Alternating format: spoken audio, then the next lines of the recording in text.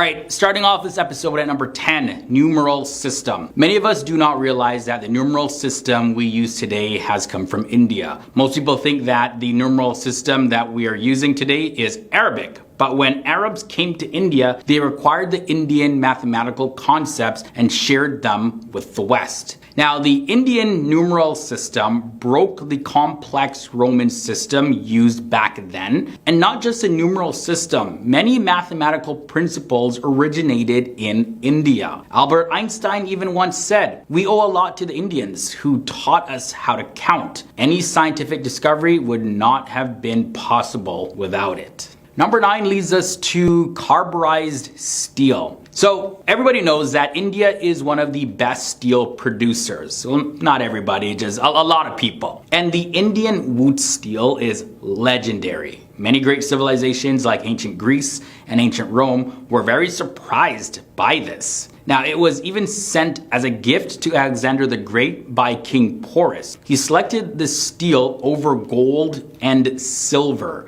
High quality steel is still a major raw material in the present age. Even today, India is the world leader in the production of high quality steel. Number 8 brings us to the Hindu influence on Western philosophy. Indian Hinduism has influenced ancient Greek as well as Rome. Other than technology, town planning, and statecraft, Greeks sought new ideas and thoughts in the Vedic scriptures and even learned their trades in the universities of India like Taxila and Nalanda. The Greek philosophers, they play a prominent role in shaping the core of Western philosophy, and the Indian philosophers are considered to be the foundation of modern philosophies. Voltaire even once said, "The Greeks before the time of Pythagoreans traveled to India for instruction." In at the number 7 spot, we have cotton textiles. Indians were the first ones to use cotton textiles for clothing. It is a revolutionary contribution to the world. Now, back in the day, only animal skin was used by the Greeks. And at the time when Alexander the Great was conquering the world, Greeks found the cotton industry over in India. It was the first time that they used Indian garments. And now, Western Europeans may argue with this one a little bit, but the truth is what we have achieved today is because of the knowledge gained from high quality textile production and trading through India. Next up, in the number 6 spot, we have democracy. All over the world, the Greek Republic of Athens is always regarded as the oldest non-tribal organized democracy. But historians know the reality that the actual oldest democracy is the ancient Indian Republic of Vaishali. It dates back to 600 BCE, which is around 100 years before the institution of Athenian democracy. The most ancient form of Indian democracy is Panchayat, which means assembly of 5, in which 5 leaders combined to govern the society. The Indian system dates back more than 3,000 years ago. In at number 5, lunar water. The most modern contribution of India to the space world is the most recent space exploration between 2008 and 2009 with Chandrayaan-1.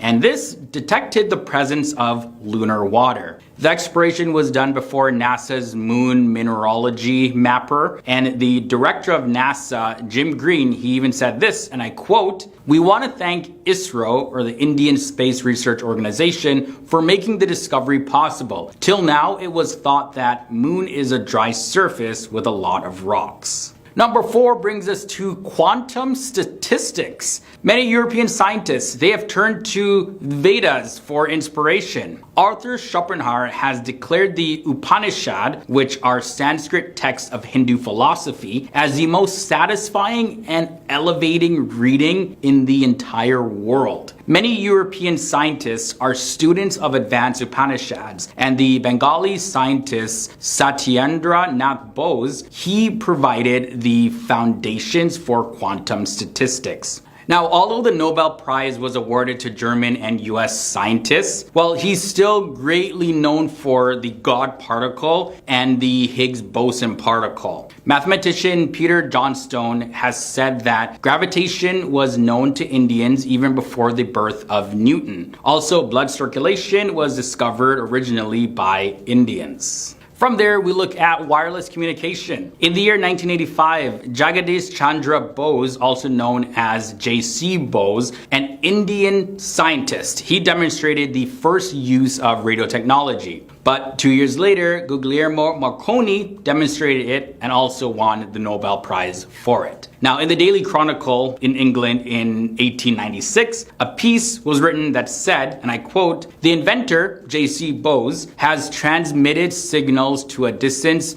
nearly to a mile. This was the first and obvious and valuable application of this new technology." So there you go. Gotta give credit where credit is due. Now from there, let's look at number 2, 0.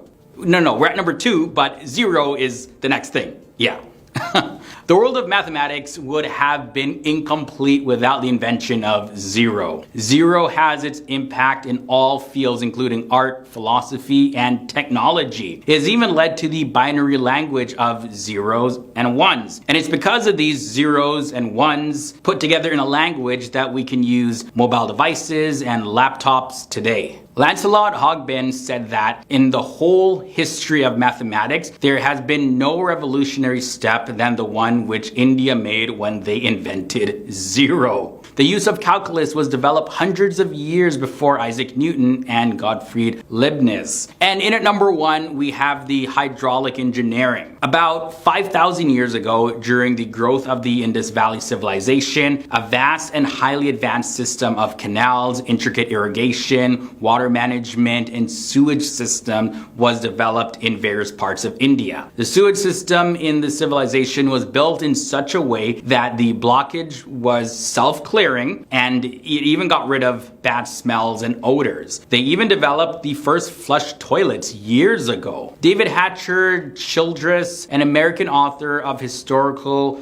revisionism, claims that the sewage system back then was so sophisticated that they are still superior to many developing countries today. He wrote this about this civilization, and I quote, "A wonder to modern day researchers, the cities were highly developed and advanced, a remarkable early example of city planning."